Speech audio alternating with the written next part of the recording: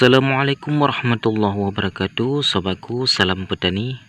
Jadi sobat, pada kesempatan ini kita akan sedikit berbagi tentang membudidayakan cabai. Jadi sobat, di saat kita membudidayakan cabai, tentu saja kita menginginkan adalah pertumbuhan cabai yang bagus, banyak cabang dan tidak kerdil. Jadi sobat, untuk memperbanyak cabang cabai, tentu saja ini satu hal yang positif, karena semakin banyak cabang, ini akan semakin banyak buah yang akan ada.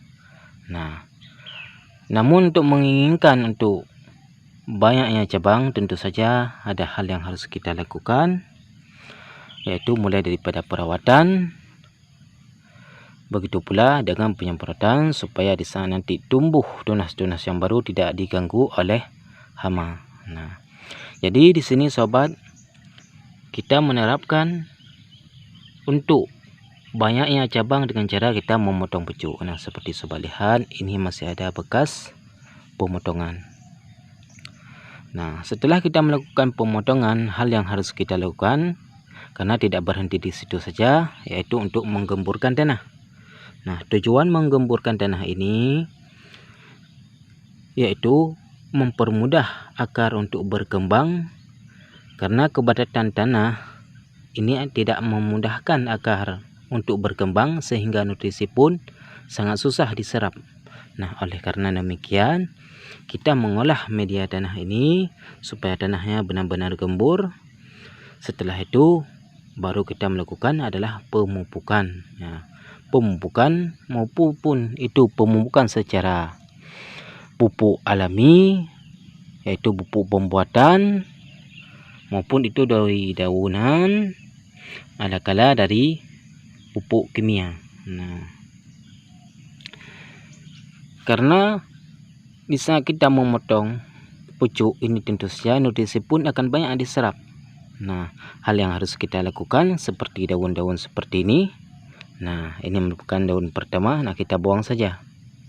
Kita buang saja supaya nutrisi pun sepenuhnya kepada cabang-cabang yang baru. Ini tidak apa-apa, kita buang saja.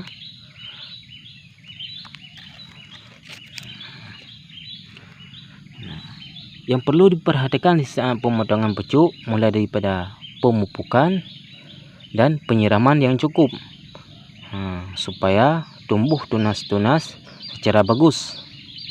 Karena jika nutrisi pun tidak tercukupi, air kekurangan, ini tentu saja memperlambatkan pertumbuhan, sehingga kondisi cabai pun kurang bagus. Seperti sobat lihat, di sini ada berapa tunas yang tumbuh? 1, 2, 3, 4, 5, 6, 7, 8, 9, 10, 11, 12, 13. 13 tunas yang tumbuh ini merupakan adalah tunas-tunas yang baru. Mulai dari bawah sampai ke atas. Jadi daun-daun yang pertama tumbuh, daun yang lebar, yang besar, jadi kita buangkan saja. Supaya nutrisi pun tidak diserap oleh daun yang besar itu, sehingga tercukupi kepada cabang-cabang yang baru. Jadi yang terpenting adalah di saat kita melakukan pemangkasan, bikinlah tanah ini benar-benar gembur, dan cukupi pupuk, cukupi air juga.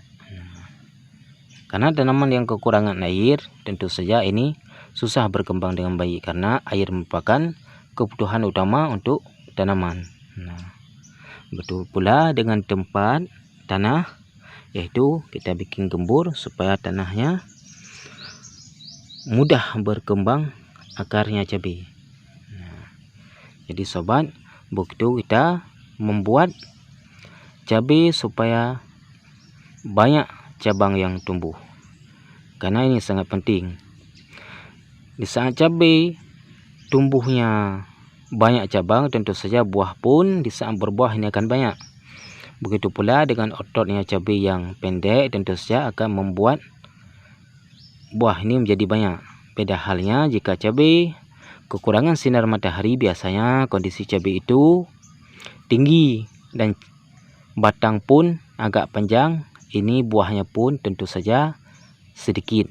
Nah, jika cabai yang cabangnya banyak dan ototnya pun pendek, tentu saja cabai ini buahnya akan banyak. Nah, karena di saat seperti ini hampir-hampir akan mengeluarkan bunga.